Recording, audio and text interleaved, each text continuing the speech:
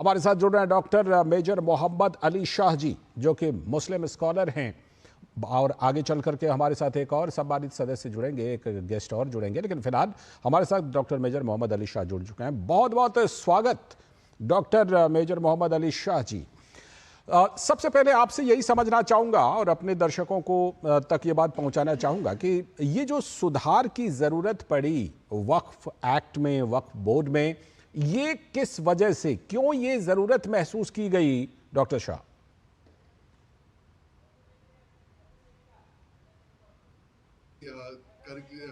की जरूरत पड़ी इसको, इस वक्त एक्ट को मॉडिफाई करने की। लेकिन ये बात मैं जरूर जानता हूं कि रिफॉर्म्स जो होते हैं ये हमेशा अच्छे होते हैं। रिफॉर्म्स की तरक्की की ओर ले आते हैं।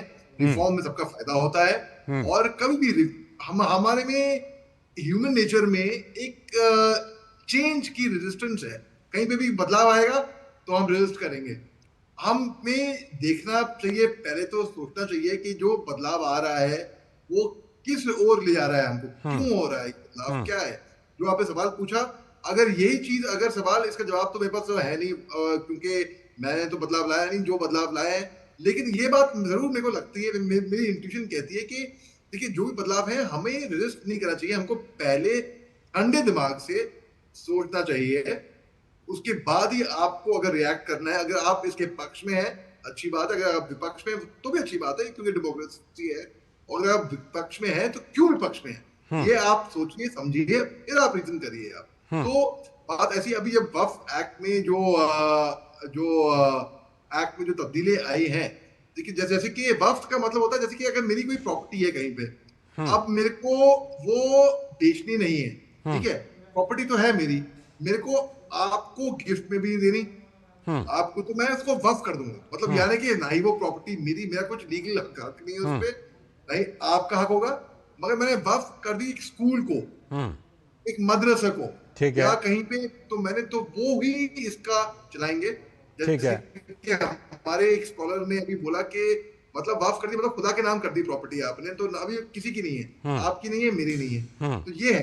अब इसमें चीजें होती हैं जिसका अमेंडमेंट भी होता है। तो अभी जो वक्फ एक्ट आया है, ये इल्तिजा है, गुजारिश है कि पहले लोग इसको समझ लें। जैसे हमारे चिश्ती साहब ने भी बोला कि बिल्कुल, आपने बहुत ही अच्छी बात कही, बहुत ही अच्छी बात कही कि देखिए, जो सुधार किए जाते हैं उसको सबसे पहले देखना चाहिए कि वो सुधार है क्या। हमारे साथ डॉक्टर मेजर मोहम्मद अली शाह जी भी जुड़े हुए हैं और साथ में फिरोज बख्त अहमद जी भी जुड़े हुए हैं। डॉक्टर शाह, आपके पास मैं ये सवाल लेकर आ रहा हूँ कि कई तरह के, अभी जैसे फिरोज साहब भी बात कर रहे थे, कई तरह के विवाद पैदा हो गए, लेकिन ये भी बात है कि ये जो वक्फ बोर्ड है, इसको जिसने भी आपत्ति दर्ज कराई उसमें कोई ये नहीं है कि किसी खास तबके ने, वो चाहे हिंदू हो, मुसलमान हो, कोई भी हो, सभी तबके ने ये विवाद दर्ज कराई कि वक्फ बोर्ड ने यहाँ पर ज़मीन कब्जा कर ली या वक्फ बोर्ड ने यहाँ पर हमारी संपत्ति को कब्जा कर लिया। इस तरह के कई विवाद सामने आए।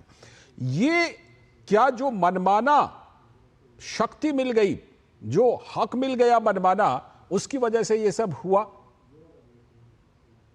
जी देखिए, बात ऐसी है, जो 1995 का जो एक्ट था, उसमें जो अमेंडमेंट जो अब जाके आ रही है, इसको पढ़ना, लोगों को समझना बहुत जरूरी है। मैंने तो पढ़ी नहीं है, लेकिन जहां तक मैंने सुना है, तो मैं एक बहुत ही बैलेंस व्यू लेके चल रहा हूँ कि अभी जब तक मैं पढ़ लूँ नहीं तो मेरे को मालूम नहीं होगा एग्जैक्टली इसमें है क्या। अब देखिए, जब कभी भी असदुद्दीन ओवैसी ने कुछ, एआईएम के चीफ है, वो कुछ बोलते हैं तो लोग भड़क जाते हैं, उनकी बातों में आ जाते हैं। मैं इल्तिजा करता हूँ लोगों से कि भाई किसी की भी बहकावे में, भड़कावे में, भाषण में मत आना। बिल्कुल, खुद एक अपना पढ़ो, सोचो, समझो, अपना दिमाग इस्तेमाल करो।